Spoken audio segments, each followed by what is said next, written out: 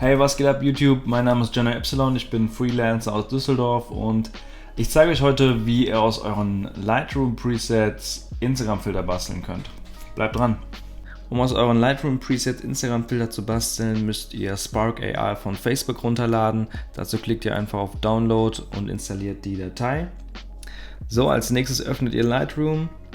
Dort importiert ihr zwei Dinge, einmal ein Foto, auf das euer Preset passt, und zweitens den Normalfilter.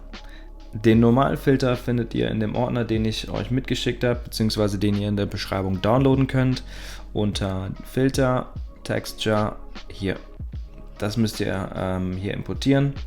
Bestenfalls testet ihr euren Filter bzw. euer Preset auf einem Handyfoto, weil die Handykamera nicht so eine gute Qualität bzw. so viel Details hat wie die Fotos aus eurer DSLR-Kamera bzw. euer RAW-Foto.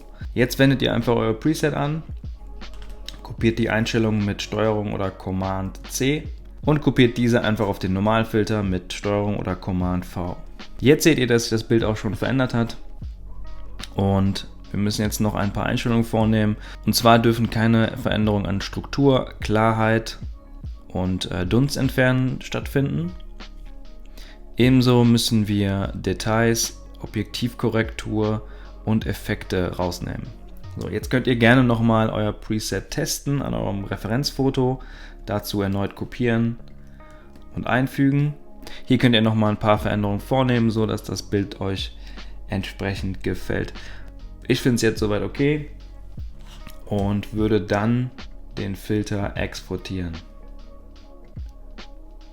Beim Exportieren ganz wichtig, dass ihr ein PNG nutzt und jetzt einfach exportieren. Ich habe den Filter jetzt hier und benenne ihn am besten erstmal um, IG Filter Test. So. Anschließend geht ihr erneut auf den Ordner, den ich euch mitgeschickt habe, beziehungsweise den ihr in der Beschreibung downloaden könnt und öffnet dort das Projektfile. Das ist nun Spark AI, das ihr eben runtergeladen habt. Was wir jetzt tun, ist, wir tauschen den Filter aus. Dazu macht ihr einen Rechtsklick, Replace und wendet den Filter an. Ihr könnt euren Filter auch vorher testen, indem ihr einfach die Spark AI App runterladet und den Filter öffnet. Ansonsten, wenn ihr den Filter nicht testen wollt und direkt uploaden wollt, klickt ihr auf Upload, Export File oder publisht ihn sofort hier mit auf diesem Knopf.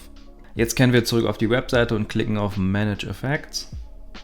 Wenn ihr bereits Filter hochgeladen habt, dann seht ihr die hier und wir wollen jetzt einen Effekt veröffentlichen. Wählt nun die Plattform aus, auf der ihr es hochladen wollt, in dem Fall Instagram. Datei auswählen. Dazu müsst ihr diese Export-Datei hochladen. Ihr könnt das Ganze benennen. Dann klickt ihr hier unten auf Effekt einreichen. Das kann bis zu 10 Tage dauern. Bei mir hat es ungefähr eine Woche gedauert. Und dann werdet ihr benachrichtigt, dass euer Filter freigegeben ist. Ich habe jetzt noch eine kleine Überraschung für euch.